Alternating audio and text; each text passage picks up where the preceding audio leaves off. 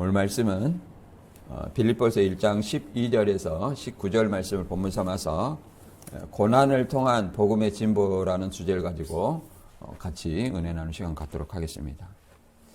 바울은 이제 감옥에 갇힌 상황이 오히려 복음을 전파하는 어떤 동기가 유발되었다고 이렇게 생각을 합니다. 그런 내용이 이제 옥중서신의 특징이기도 합니다. 말 그대로 이 빌립보서 배경은 바울이 이제 드로비모 사건으로 인해서 노마로 압송되어 간 주 60년에서 62년경에 가택연금된 상태에서 기록된 어떤 편지입니다. 그리고 더 나아가서 이 빌립보 교회는 2차 전도 여행 중에 세운 어떤 유럽 최초의 교회라고 말할 수 있습니다. 마게도니아라고 얘기를 할 수 있죠. 그리고 현재의 그 바울의 상태는 재판을 대기 중인, 물론 이 재판을 대기 중인 상황에서 재판을 받고 2년 후에 재판을 받고 무죄로 방면돼서 다시 전도를 하다가 네로 박해 때 이제 그 순교를 하시게 된 거죠. 그래서 AD 64년에 노마 대화재의 전환점이 기독교 박해의 시발점이 된 것입니다. 그리고 여기서 이제 본문에 나오는 시위대라고 나왔는데, 시위대라는 것은 황제 경비대를 얘기합니다. 약 9,000명 정도 있었다는데 그 시위대 감시하에 있었고, 오히려 그들에게도 전도의 기회로 바울은 삼았다고 이렇게 얘기합니다. 그리고 말 그대로 이 자신의 투옥으로 낙심한 성도들을 위로하고 이제 결박 중에도 멈추지 않는 복음의 어떤 열정을 이렇게 이 편지에 담아내고 있습니다. 그래서 이 빌립보 교회의 특징은 말 그대로 유럽 최초의 교회고, 이제 특히 이 누디아와 이제 간수, 사도행전 16장에 나오죠. 누디아는 이제 자주장사하고 자기 집을 교회로 제공한 어떤 사람이었죠. 그래서 그다음에 간수가 회심하여 이제 빌립보 교회의 기초석이 되었죠. 그리고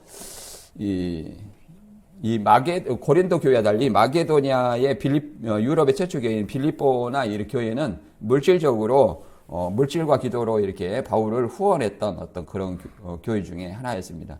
이것이 이제 다른 이 고린도 교회와 대비되는 것은, 고린도 교회가 바울이 1년 6개월 정도 그 수고해서 세운 교회인데, 그 거짓 사도들에 의해서 바울을 배척했던 그 교회입니다. 그래서 바울의 어떤 생활비나 여러 가지 사도권을 문제 삼아서 이제 거짓 사도의 미혹에 대해서 이제 그런 것에 걸림이 되는 어떤 일들이 있었고 파벌이 있었습니다.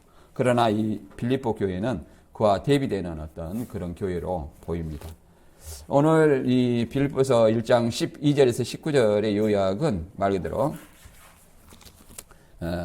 결박은 장애가 아니라 말 그대로 복음을 전파하는 하나의 계기가 되었다고 얘기를 합니다. 그리고 이 바울의 고난이 이 공동체의 복음의 전파 중단된 것이 아니라 오히려 그들이 더 열심히 바울을 보고 더 담대하게 하나님의 말씀을 전파됐다고 얘기를 합니다.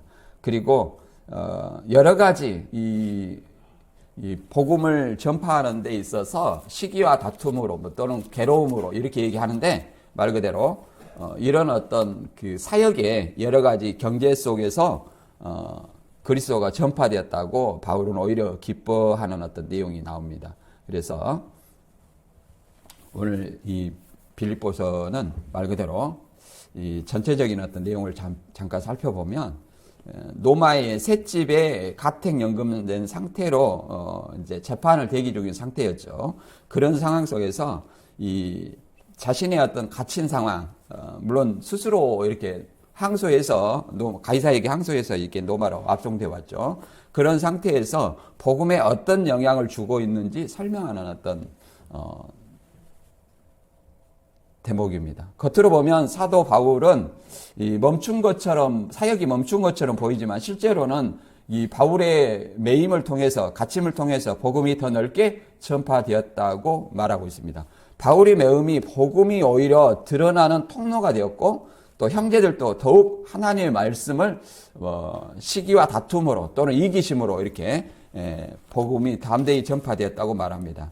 그리고 여러 가지 어떤 파벌로 인해서 전파되는 복음조차도 그리스도가 전파되는 것이라면 오히려 바울은 자기의 영광을 드러내지 아니하고 오히려 기뻐한다고 얘기를 합니다. 그 바울의 관심은 자신의 명예가 아니라 오직 이 복음의 전파에 있었다고 얘기를 합니다. 이 말씀을 통해서 우리 자신의 어떤 상황을 돌아봅니다. 왜 그러냐면 우리는 현재 내가 어렵기 때문에 하나님의 일을 못한다, 전도를 못한다, 복음을 전파하지 못한다, 이런 어떤 핑계를 대고 합니다. 그러나 바울을 생각해 볼 때 고난 중에 말 그대로 복음이 전파되었다는 사실을 볼 때에 어떤 것이 말 그대로 어떤 상황이라도 우리의 복음을 전하는 데 있어서 장애가 되는 것이 아니라는 사실을 본문은 우리에게 알려주고 있습니다. 본문 한번 읽어보겠습니다. 1장 12절부터 19절입니다. 형제들아, 내가 당한 일이 도리어 복음 전파에 진전이 될 줄을 너희가 알기를 원하노라.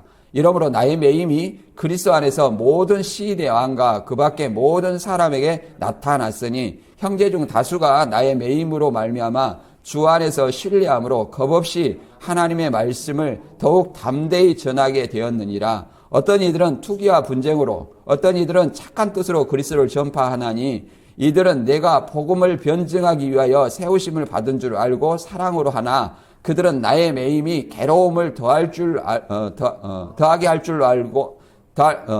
할 줄로 생각하여 순수하지 못하게 다툼으로 그리스도를 전파하느니라. 그러면 무엇이냐? 거칠어노라 하나 참으로 하나 무슨 방도로 하든지 전파되는 것은 그리스도이니 이로써 나는 기뻐하고 또한 기뻐하리라. 이것이 너희의 강구와 예수 그리스도의 성령의 도우심으로 나를 구원에 이르게 할 줄 아는 거로. 아멘. 말 그대로 이 본문의 내용은 말 그대로 바울이 이 복음을 통해서 지금 여러 방편으로 이 복음이 중단되는 것이 아니라 복음이 전파되는 어떤 과정, 그로 인해서 바울이 오히려 기뻐하다. 결과적으로는 복음이 전파되니 이 바울이 기뻐하다. 이로 인해서 내가 구원을 받는 줄 알게 된다. 이런 어떤 내용을 담고 있습니다. 그래서 본문을 하나씩 읽어보고 이 말씀이 우리에게 어떤 교훈을 주는지 알아보도록 하겠습니다. 1장 12절에서 13절은 이제 복음을 가두지 못한 쇠사슬이, 바울의 그 쇠사슬이 복음을 결코 중단하지 못한다는 사실을 얘기를 하고 있습니다. 한번 읽어보겠습니다. 12절. 형제들아, 내가 당한 일이 도리어 복음 전파의 진전이 될 줄을 너희가 알기를 원하노라. 이러므로 나의 매임이 그리스도 안에서 모든 시대왕과 그 밖에 모든 사람에게 나타났으니, 이렇게 얘기합니다. 바울의 어떤 그 결박이 시대와 모든 사람에게 그리스도를 알리게 되는 동기가 되었다, 이렇게 얘기합니다. 여기서 시대라는 것은 그리스도 안에서 모든 시대라는 것은 황제 경비대를 얘기합니다. 약 9,000명 정도 있었고, 그 밖에 황제 경비대 안에 밖이라는 것은 로마죠. 로마 모든 사람에게 이런 사건이 드러나서 그리스도가 이제 그리스도를 통해서 이렇게 드러났다고 얘기를 합니다. 그래서 이 빌립보 교회는 말 그대로 바울의 투옥이 사역의 마침표가 아닐까, 이런 어떤 것이 아니라 성도들은 지도자의 부재를 오히려 말 그대로 복음을 전파하는 어떤 계기로 삼았다고 얘기를 합니다. 그래서 여기서 이제 진전이라는 말이 나오는데, 복음의 진전이라고 얘기하는데, 복음의 진전이라는 것은 헬라어로 프로코페입니다. 프로코페. 이 군사 용어인데, 공병대가 진군을 위해 숲을 베어내고 길을 닦아내는 뜻이라고 얘기합니다. 바울은 바울의 투옥은 복음의 진군을 위한 도로 닦기 작업과 같이 장애물이 오히려 도리어 많은 어떤 교인들에게 복음을 전하는 추진력이 되었다라고 얘기합니다. 그래서 복음의 진전이라고 얘기를 합니다. 이와 같이 구약에서도 어려움이 오히려 하나님의 구원의 역사로 나타난 그런 일이 있습니다. 우리가 요셉의 일을 잘 알고 있습니다. 야곱의 12형제가 있습니다. 야곱의 12아들이 있었죠. 근데 그 형제들이 요셉을 시기해 가지고 애굽에 팔았습니다. 미디안 상인에 팔아서 결국 애굽에 종살이 하는 어떤 그런 일이 됐었죠. 그래서 형제들이 이 7년 풍년, 7년 가뭄 이런 어떤 꿈풀을 내서 애굽의 총리까지 요셉은 됐었죠. 그랬을 때 이제 자기 형제들이 살던 어떤 모든 곳에 흉년이 들어서 곡식이 애굽에 있다는 소식을 듣고 이제 애굽으로 왔어요. 그러나 애굽으로 와서 정작 이제 누구를 만납니까? 요셉을, 자기가 죽이려고 했던 요셉을 만납니다. 그러나 요셉은 그것이 형제들이 자기를 팔아서 애굽에 오게 된 것이 하나님의 섭리였다는 것, 자기 동족을 구원하기 위한 하나님의 섭리였다는 것을 고백하는 내용입니다. 창세기 50장 19절에 보면 이렇게 나와 있습니다. 형제들은 나를 해치려고 하였으나 하나님은 그것을 선으로 바꾸셔서 오늘날 내가 많은 사람의 생명을 구할 수 있게 하였습니다. 이렇게 얘기를 합니다. 그래서 하나님의 뜻을 이 요셉이 깨닫고 형제들에게 얘기를 합니다. 그리고 다윗의 시에서는 시편 119편 71절에는 이렇게 얘기를 합니다. 주의 벌을 받아 내가 고난을 당한 것이 나에게 유익이 되었으니 내가 이것 때문에 주의 법을 배우게 되었습니다. 다윗의 고난은 뭐였습니까? 밧세바를 취해서 자기 아들에게 쫓김을 당하고 광야로 유리하는 자가 되었을 때 이런 어떤 시를 낭독하게 됩니다. 그러나 주의 벌을 받아 그 심판이 오히려 고난이 나에게 유익이 되었다. 그래서 어떤 걸 그것을 통해서 무엇이 유익이 되냐? 하나님의 법을 배우게 됐다는 거예요. 그러니까 우리가 신앙도 등 따시고 배부리면 신앙을 생각하지 않습니다. 어렵고 힘들 때에 뭐 때문에 내가 힘든가 하면서 하나님을 부르게 되고 찾게 됩니다. 그래서 우리가 우리가 기독교 복음이 이렇게 왕성하게 된 때는 우리가 그 평안히 살 때가 아니라 어려운 때, 1900년대 어려울 때 길선주 목사의 어떤 새벽 기도 이를 1907년 길선주 목사의 그 새벽 기도를 통해서 한국 교회가 부흥했다고 말합니다. 그것은 어려움에서 간절함에서 나온 것입니다. 그래서 유일하게 한국 교회만이 이제 새벽 기도 사례가 있죠. 그래서 어느 나라보다 더 열정적으로 이 복음이 전파되는 줄로 믿습니다. 디모데후서 2장 9절에도 마찬가지로 신약에서도 고난에 동참하는 어떤 이런 일을 설교하고 있는데 디모데후서 2장 9절도 바울이 쓴 서신이죠. 디모데후서는 특히 바울이 죽음을 앞두고 쓴 서신이라고 말할 수 있습니다. 옥중 유언이라고 말할 수 있죠. 내가 이 기쁜 소식을 전하다가 죄인처럼 쇠사슬에 매이게 되는 데까지 고난을 당하고 있으나 하나님의 말씀은 매이지 않았습니다. 바울은 지금 감옥에 갇혀 있지만 하나님의 말씀은 이걸 통해서 바울의 감옥에 갇힌 이 상황을 통해서 더욱더 전파되고 있다 이렇게 얘기를 합니다. 그래서 고난이 복음 전하는데 동기를 유발하고 있다 이렇게 얘기합니다. 이런 어떤 것들은 하나님의 공동체로서 협력하여 선을 이루기 때문이라고 말합니다. 로마서 8장 28절에는 그래서 하나님을 사랑하는 사람들, 곧 하나님의 뜻대로 부르심을 받은 사람들에게는 모든 일이 협력하여 선을 이룬다는 것을 우리는 압니다. 이렇게 얘기합니다. 말 그대로 공동체 정신이 없으면 바울이 감옥에 갔든 안 갔든 그것은 남의 일일 것입니다. 그러나 바울이 감옥 간 것이 공동체, 바울이 지금 옥중에 투옥되기까지 복음을 전하는데 우리는 어떻게 이렇게 가만히 앉아 있을 수가 있는가 하면서 더 시기와 경쟁으로 또는 어떤 선한 마음으로 복음을 전했다고 말합니다. 그래서 이 요한계시록의 사도 요한도 마찬가지로 AD 95년에 하나님의 말씀과 예수의 증거를 인하여서 황제 숭배를 거부함으로 말미암아 밤모섬이 유배되어서 하나님의 고난에 동참했다고 얘기를 합니다. 계시록 1장 9절에는 이렇게 말합니다. 같은 형제이며 하늘나라의 백성으로서 여러분과 함께 고난을 견뎌온 나 요한은 하나님의 말씀과 예수님에 대한 증거 때문에 밤모섬에 추방되었습니다. 이렇게 얘기합니다. 그래서 하나님의 말씀과 예수의 증거, 증거 때문이라는 것은 하나님의 계명과 예수님의 믿음을 지키기 위해서 황제 숭배를 하지 않아서 말 그대로 밤모섬에 유배되었던 것입니다. 이것이 뭐예요? 하나님의 고난에 동참한 것이라고 얘기를 합니다. 고난에 동참한 것. 그리고 다음에는 이제 빌립보서 1장 14절은 이제 두려움을 넘어서 이제 담대함으로 하나님의 말씀을 전하게 되었다는 내용인데 1장 14절 같이 읽어보겠습니다. 형제 중 다수가 나의 매임으로 말미암아 주 안에서 신뢰함으로 겁없이 하나님의 말씀을 더욱 담대히 전하게 되었느니라. 바울이 복음을 전하다가 갇히는 사실로 인해서 절망하는 것이 아니라 그걸 통해서 오히려 더 분발하고 더욱 담대하니 목숨을 버릴 각오로 복음을 전했다고 얘기를 합니다.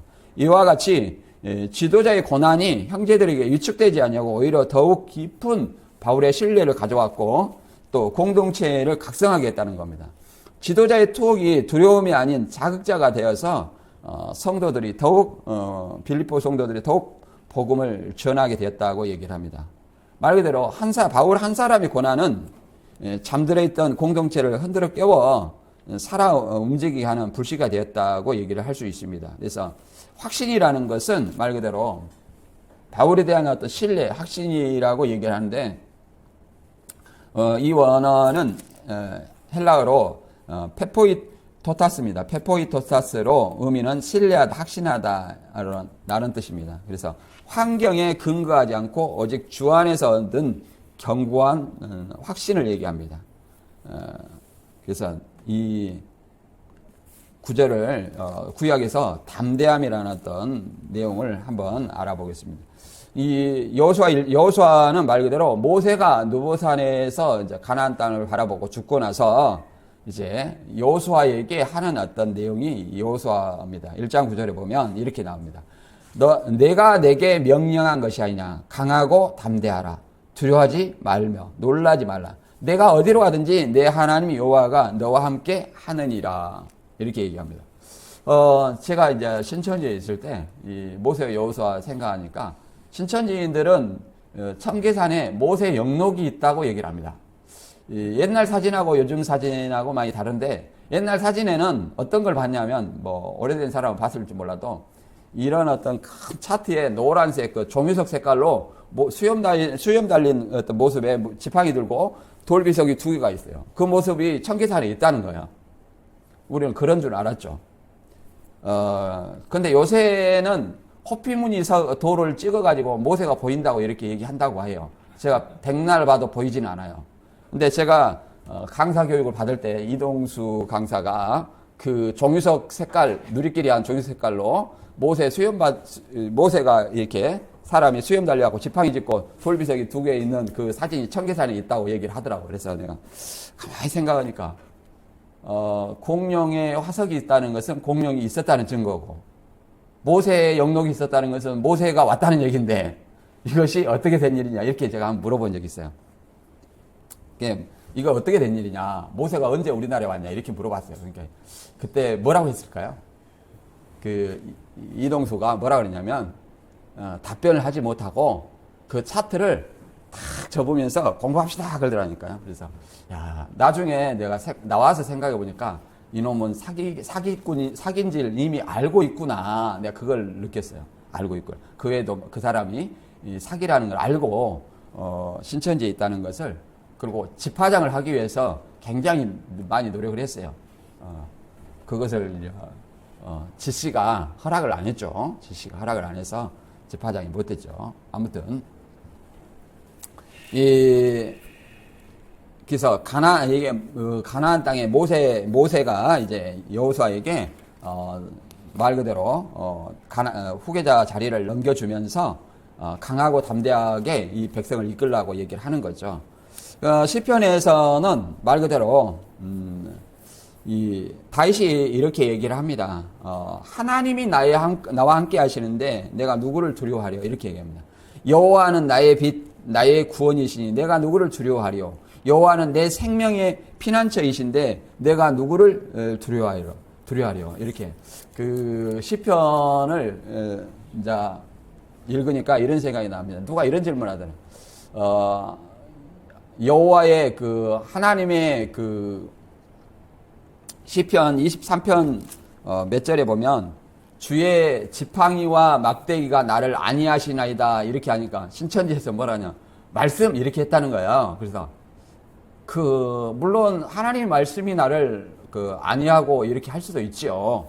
근데 거기서 문맥을 보면 신천지 이 성경풀이가 얼마나 엉터리인지 거기 보면 여호와는 나의 목자니 그럼 목자라는 것은 뭘 하는 사람입니까? 양을 치는 사람이에요. 그럼 양을 칠 때 양이 뭐예요? 뭘 가지고 하죠?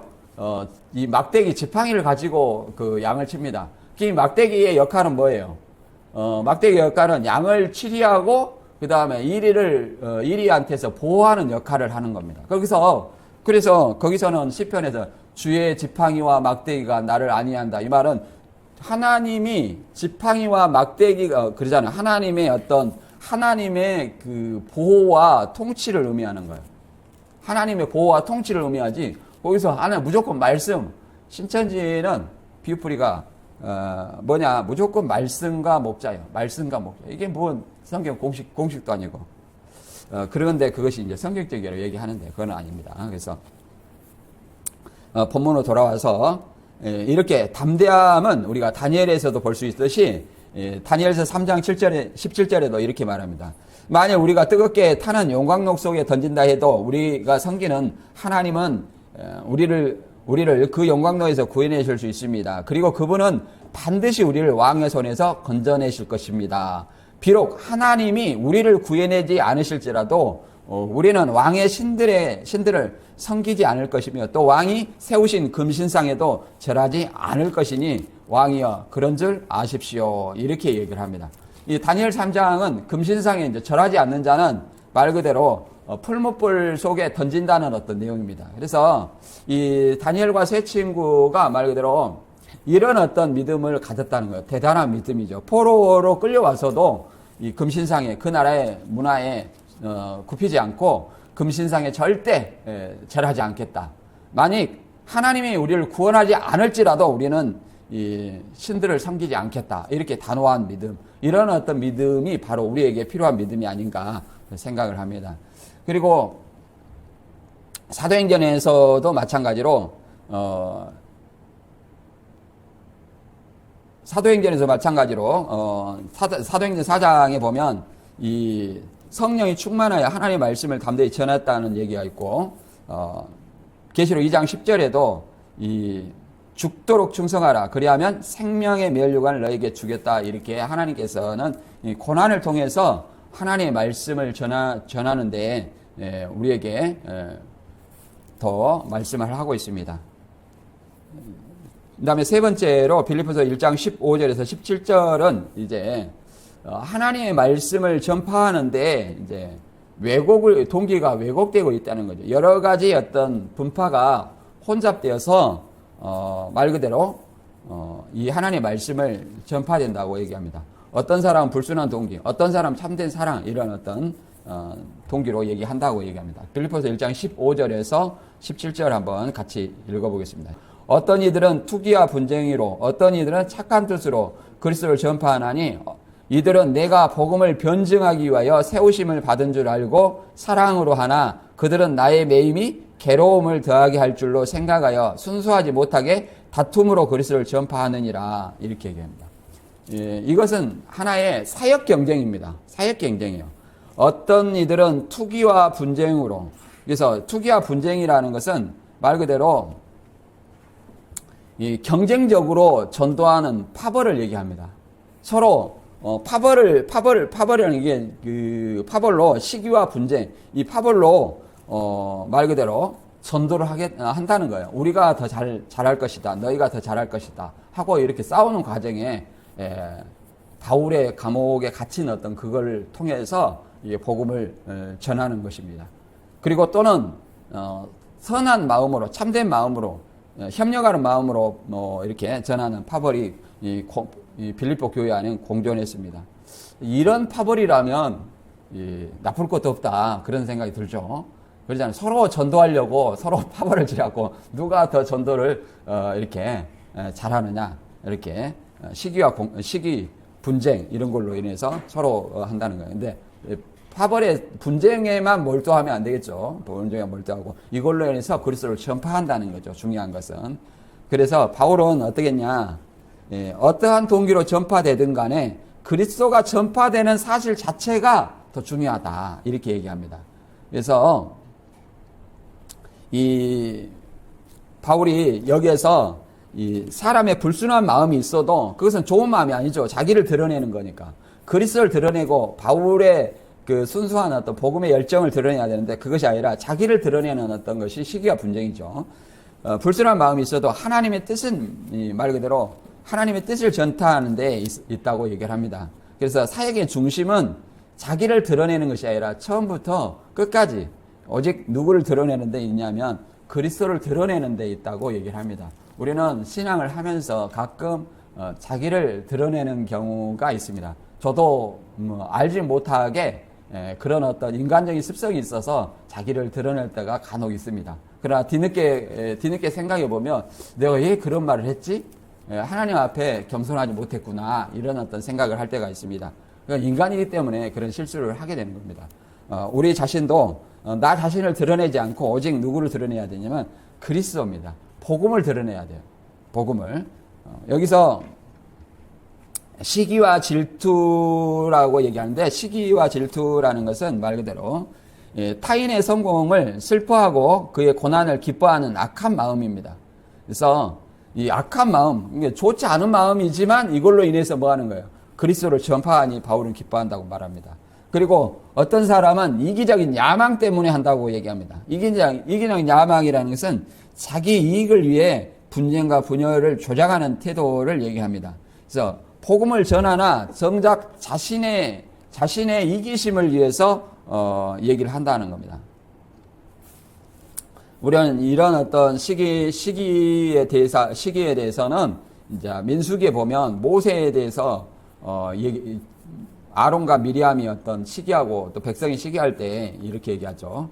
민수기 11장 29절에는 모세는 그에게 내가 그를 위해 그들을 시기하느냐 나는 여호와의 모든 백성이 다 예언자가 되기를 바라며 여호와께서 그들에게 영광을 주시기를 원하고 있다 하고 대답하였다 이렇게 얘기합니다. 그래서 잠언서에도 이렇게 얘기합니다. 사람의 행위가 자기 보기에는 다 깨끗한 것 같아도 마음을 살피시는 여호와 앞에서는 그렇지 않다. 자기가 깨끗한 것 같지만 하나님 앞에서는 모든 죄악이 다 드러난다고 얘기를 합니다. 우리도 나는 그렇지 않다 생각하지만 우리 인간 자체가 본래 죄성이 있습니다. 그래서 죄인이라는 거예요. 죄인이기 때문에 하나님 앞에 내가 의롭다고 고백할 수가 없다는 거예요. 물론 예수 그리스도를 믿음으로 말미암아 우리가 하나님이 의롭다고 칭해 주시지만 우리 스스로는 의롭다고 하는 것이 아니라 나는 죄인이라는 고백을 해야 된다고 얘기를 합니다. 그래서 예레미야 17장 10절은 그것을 얘기를 합니다. 나 여호와는 마음을 살피고 그 깊은 동기를 조사 각 사람의 행한 대로 갚아주겠다. 하나님은 우리 마음까지 다 살피셔서 그 죄악을 다 알아보신다는 것입니다. 그래서 이 신약에서는 이런 어떤 파벌이 고린도에 있었습니다. 고린도는 바울이 1년 6개월 동안 세웠지만 거기에 이제 감독으로 가신 분은 유대인 출신 아볼로가 있었죠. 아볼로가 세례요한의 세례를 통해서 회심해가지고 브리스길라와 아굴라를 통해서 이제 올바른 복음을 배우게 돼가지고 이제 쓰임을 받았습니다. 그래서 이 고린도 교회에는 뭐 거짓 사도들의 영향으로 인해서 또 여러 가지 파벌이 생기게 되어 있습니다. 나는 바울파다, 나는 아볼로파다, 나는 베드로파다, 나는 그리스도파다 이렇게 여러 파벌이 있었습니다. 그래서 바울은 이 편지를 이렇게 합니다. 고린도서 3장 6절에 나는 심었고 아볼로는 물을 주었습니다. 그러나 자라나게 하신 분은 하나님이십니다. 그러므로 심는 사람과 물 주는 사람은 아무것도 아니지만 자라나게 하시는 하나님은 가장 중요합니다. 그래서 하나님이 자라나게 하신다는 거예요. 여기서 심었고 물을 주었다는 것은 바울이 교회를 개척했다는 것을 얘기를 합니다. 교회를 개척했고 아볼로는 물을 주었다는 것은 아볼로가 지금 7일을 하고 있다는 거예요. 7일을 하고 있다. 7일을 하고 있다. 그러나 자라나게 하시는 분은 그냥 바울이 교회를 개척했고 아볼로가 지금 말씀을 선포하고 있지만 그 마음에 믿음을 자라나게 하시는 분은 누구다? 하나님이시라는 거예요. 그래서 심는 사람이나 물 주는 사람 아무것도 아니라는 거예요. 오직 자라나게 하시는 이는 하나님이시라는 거예요. 하나님. 그래서 우리가 누구의 영광을 드러내냐? 하나님의 영광을 드러내야 되는 겁니다. 말 그대로 우리가 지금 이 시간도 하나님의 말씀을 듣지만 우리 마음 가운데 믿음이 자라나게 하시는 분은 누구냐면 하나님입니다. 내가 어떤 마음으로 듣느냐? 그냥 오늘도 주일 왔으니까 그냥 여기서 시간 끝나면 가야지 이런 어떤 것이 아니라 오늘 굉장히 눈이 와가지고 이렇게 오기 어려운데 교회에 나온 어떤 이 믿음도 대단한 거고 그 믿음까지라도 하나님이 그런 마음을 주셨다고 성경은 말하고 있습니다. 계시록 2장 23절에 보면 이렇게 얘기를 합니다. 하나님이 모든 어떤 마음을 살핀다는 것을 내가 그들의 자녀들을 죽일 것이니 모든 교회가 나는 사람의 깊은 생각까지 살핀다는 것을 알게 될 것이다. 나는 너희가 행한 대로 각 사람이 갚아주시겠다. 그 말은 우리가 어떤 생각을 하든 악한 생각을 하든 선한 생각을 하든 하나님 다 아시고 그 생각대로 우리가 행하게 되어 있습니다. 그래서 하나님은 반드시 그 행한 대로 갚아주시겠다. 언제 갚아주냐면 물론 마지막 심판 때 주재림 때 그 행한 대로 갚아주시겠지만 그때만 갚아주시는 것이 아닙니다. 예수님 오시기 전까지 부분적으로도 성경을 보면 그 심판이 이루어진다는 것을 성경은 말하고 있습니다. 그래서 즉각적으로 이루어지지 않는다고 해서 하나님의 심판이 더딘 것이 아니고 부분적으로 이루어지지만 마지막 때는 악인이 형통한다고 부러워하지 말라는 것처럼 반드시 의인과 악인의 심판은 그 행위대로 된다고 분명히 말하고 있습니다. 그래서 우리 자신들이 우리 자신을 한번 살펴봐야 됩니다. 나는 지금 누구의 영광을 구하고 있는가? 또 내가 하는 어떤 일들이 누구 중심인가? 그 다음에 내 안에 누가 주인인가? 이런 것들을 우리가 스스로 생각을 해봐야 됩니다. 그리고 나의 하는 말이 교회의 연합을 위한 말인가 아니면 분열을 일으키는 말인가 이런 것들 우리가 한 번씩 점검해 봤으면 좋겠습니다. 그 다음에 네 번째로 빌립보서 1장 18절에서 19절은 이제 상황을 초월한 기쁨과 구원의 확신을 얘기하는 것입니다. 한번 읽어보겠습니다. 그러면 무엇이냐? 거칠애로 하나 참으로 하나 무슨 방도로 하든지 전파되는 것은 그리스도니 이로써 나는 기뻐하고 또 기뻐하리라. 이것이 너희의 강구와 예수 그리스도의 성령의 도우심으로 나를 구원해 할 줄 아는 거로. 이렇게 얘기합니다. 그래서 가식이든 진실이든 그리스도만 전파되면 기뻐하다는 거예요, 바울이. 그래서 이걸 위해서 바울은 기도와 성령의 공급으로 구원을 확신한다고 얘기를 합니다. 말 그대로 이 바울은 어떤 상황이나 사람들의 동기에 상관없이 시기심으로 하든 바울을 괴롭게 하는 어떤 그런 목적으로 하든 자신의 야망으로 하든 전파되는 것은 누구다? 말 그대로 그리스도라는 거예요. 그래서 그걸 인해서 바울은 자신을 언급하지 않아도 자신의 영광을 드러내지 않아도 오직 그리스도를 전파되는 그 자체를 오히려 기뻐한다고 얘기를 합니다. 그러므로 말미암아 성도들의 기도와 중보기도죠. 성령의 도우심을 통해서 결국 구원의 상태에 이를 것을 바울은 확신하고 있는 것입니다. 여기서 이제 우리가 기쁨과 도움인데 기쁨이라는 것은 카이로입니다. 카이로라는 뜻은 기뻐하다. 감정이 아닌 의지적인 지속적인 어떤 결단을 얘기를 합니다. 기뻐한다. 현재 미래 시점으로 얘기를 하는 것이죠. 그 다음에 도움이라는 것은 공급이고 아낌없는 후원을 얘기합니다. 성령께서 풍성하게 부어주시는 영적 지원을 얘기합니다. 영적 지원을 이렇게 얘기를 합니다. 이것에 대해서 성경을 읽어보면 이 고난 중에 이제 구원에 대해서 얘기하는 욥기서 13장 16절에 보면 이렇게 얘기합니다. 이것이 나의 구원이 될지 모른다. 경건치 않은 자는 감히 하나님 앞에 나갈 수 없기 때문이다. 욥의 고난을 얘기를 하는데 욥의 고난이 욥의 구원이 될지 모른다고 이렇게 고백하는 것입니다. 왜냐하면 경건치 않은 자는 결코 하나님 앞에 나갈 수 없기 때문이라고 얘기를 합니다. 그리고 하박국 3장 18절에서는 여호와 하나님이 나의 구원이 되심으로 내가 기뻐하고 즐거워하려. 오직 구원은 하나님밖에 없다고 얘기를 합니다. 신약에서도 우리가 사도행전 4장 12절에 저도 신천지에 있을 때는 이런 구절을 깊이 있게 생각을 못했어요. 천하 인간 중에 구원 얻을 만한 다른 이름을 주신 적이 없다. 그러니까 인간 중에 구원 얻을 이름은 오직 예수 그리스도뿐이라는 거예요. 근데 인간인 교주가 자신을 구원자라고 베드로멸망 후에 출현한 구원자라고 얘기를 하고 자기가 사도 요한을 사칭해갖고 말씀을 받아 먹었으니까 구원자라고. 그리고 사도 요한이 언제 12제자를 만들었다는 성경이 어디가 있습니까? 사도 요한이 12제자를 만든 적도 없고 12제자가 어떻게 땅 따먹기를 했습니까? 이런 것도 없습니다. 그러니까 모방이 완전하지가 않아요. 완전하죠. 예수님이 약속한 것을 왜 자기가 이뤘다고 얘기합니까?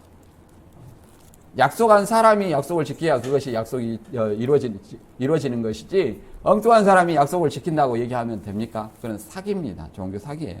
그래서 저도 신천지에 있을 때 그걸 구분 못했는데 엊그저께 또 이런 얘기가 왔다는 거. 신천지 배우신 분이 우리도 다 겪었던 일이지만 기성교회에서는 들어보지 못한 말씀을 들었다. 물론 그렇죠. 기성교회에서는 그렇게 설교를 안 합니다. 그렇게 가르치지 않습니다. 왜 그러냐면 성경 말씀을 들어보니까 너무나 체계적이다. 그리고 너무나 체계적이고 너무나 딱딱 들어맞는다. 이 낱말 짜맞추기가 딱딱 들어맞는 것 같아요. 그리고 이게 비유풀이를 하니까 비유풀이가 이치잖아요. 세상 이치를 설명하잖아요. 이게 너무 논리적이다. 이걸 어떻게 부인할 수 있겠느냐. 이렇게 얘기하더라고요. 그런데 이상하더라는 거예요. 자꾸 이런 생각을 했다는 거예요. 이런 말씀이 나오면 누군가가 이런 말씀을 전한 사람이 있을 텐데 그게 누구냐? 그러니까 이 땡땡이라는 사람이라는 거예요. 이 땡땡. 예수님이 함께하는 이 땡땡이라는 거예요. 그래서 이 땡땡이니까 이만이요? 그랬다는 거예요. 그 사람이 무슨 구원자예요? 곧 죽게 생겼더만? 그렇게 얘기를 했더니 전도사는 얼굴이 새파래가지고 얘기하고 강사는 그 사람이 맞다고 무슨 이제 그 지병을 얘기하면서 무슨 그 사람 내가 그 TV에서 내가 그 사람 보고 딱 그 사람 그 병 걸렸다 이렇게 얘기했는데 그 사람이 구원자가 될 수 있냐 그렇게 얘기를 했다는 거예요. 자, 집사님인데 그런 얘기를 했습니다. 그래서 인간은 결코 구원자가 될 수 없어요. 구원자는 오직 하나님과 예수님만이 유일한 인간 중에는 구원자라는 거예요. 사람은 구원자가 될 수 없다. 죄인은 죄인을 구원할 수 없고 피조물은 피조물을 구원할 수 없다는 사실을 우리는 이해해야 돼요. 그래서 신약에서도 우리를 도우실 수 있는 분은 성령 하나님, 삼위 하나님이라고 얘기합니다. 로마서 8장 26절에 성령님도 우리의 연약함을 도우십니다. 우리가 어떻게 기도해야 될지 모를 때 성령님이 말할 수 없는 탄식으로 우리를 기도해 주십니다. 그래서 우리가 어떻게 기도해야 될지 모를 때 성령님이 우리를 대신해서 우리 마음 가운데 하나님께 기도해 주신다고 얘기를 합니다. 그리고 어떤 걸 기도해야 되냐? 에베소 6장 18절에는 성령 안에서 항상 열심히 기도하고 간구하며 언제나 정신을 차리고 모든 성도들을 위해 끊임없이 기도하십시오. 이렇게 지금 이렇게 바울이 기도를 부탁하는 거예요. 기도를 부탁하는데 이거를 또 뭐냐면은 우리나라 말이에요. 우리나라 한자 말인데 도고 기도다, 중보 기도다. 이거 갖고 또 갈라치기 해요. 도고 기도다. 내가 그래서 도고 기도다라는 것은 그냥 빈다는 거예요. 중보다는 것은 그냥 중간에 중간에 뭐 이렇게 중보라는 거 중간에 뭐 보호한다는 어떤 그런 얘기인데 이것을 또 유식한 척 하는 사람들이 뭐냐면 도고가 맞다 얘기를 하는 거예요. 왜 그러냐면 디모데후서 2장 5절에 보면 중보자는 오직 예수 그리스도시다. 물론 예수 그리스도가 중보자죠. 근데 우리가 중보 기도라는 용어를 쓴 자체가 예수 그리스도의 중보자적 십자가의 대속의 그 지위를 찬탈하고자 하는 것이 아니라 그 이름을 빌어서 기도를 하는 거예요. 그런데 그걸 갖다가 그거는 잘못된 것이다.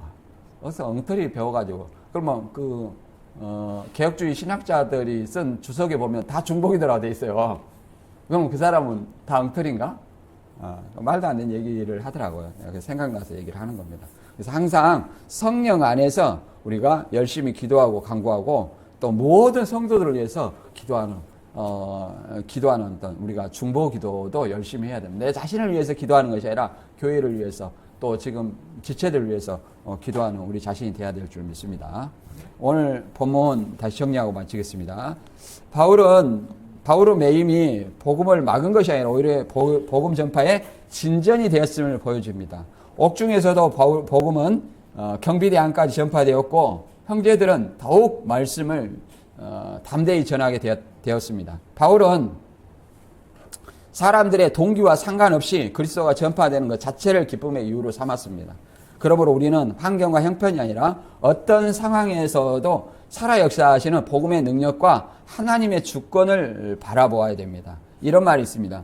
로마서 14장 8절에 우리가 살아도 주를 위하여 살고 죽어도 주를 위하여 죽나니 그러므로 사나 죽으나 우리는 주의 것이로다.